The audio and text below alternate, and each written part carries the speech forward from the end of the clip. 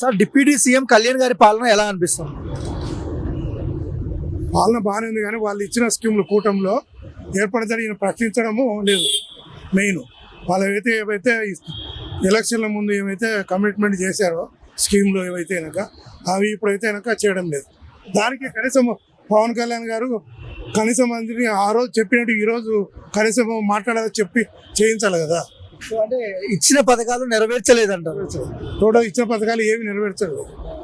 Roads బాగానే పడుతున్నాయి కదా సార్, రోడ్లనే కాదు కదా ముఖ్యము, రోడ్లనే కాదు ప్రజలకు ఏం కావాలనేది అది ముఖ్యం కదా.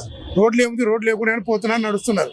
అయితే వాళ్ళకి ఏంటంటే ఉద్యోగాలు, తర్వాత విద్యార్థులకు ఫీజు రీంబర్స్మెంట్ ఇవన్నీ ఏవైతే చెప్పాడో 15,000 ఏమున్నాయి వేసాడు? ఒకటి కూడా వేసారా చెప్పండి? పింఛన్లు ఇవన్నీ ఏం లేదు కదా. కాబట్టి ఈయన ఖండించాలి. యాక్చువల్ ఏంటంటే ఈయన కూటమిలో ఉన్నా కానీ అప్పుడు ఆ రోజు ఇప్పుడు ఏంటంటే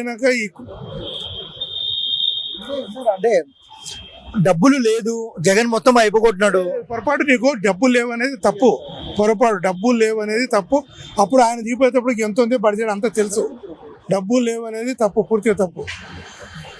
ఇప్పుడు మన తెలంగాణ ఉన్నాం, ఆంధ్ర గురించి పూర్తి మాట్లాడాలంటే మన అంతా అవగాహన పెరిగితే డబ్బులు లేవని.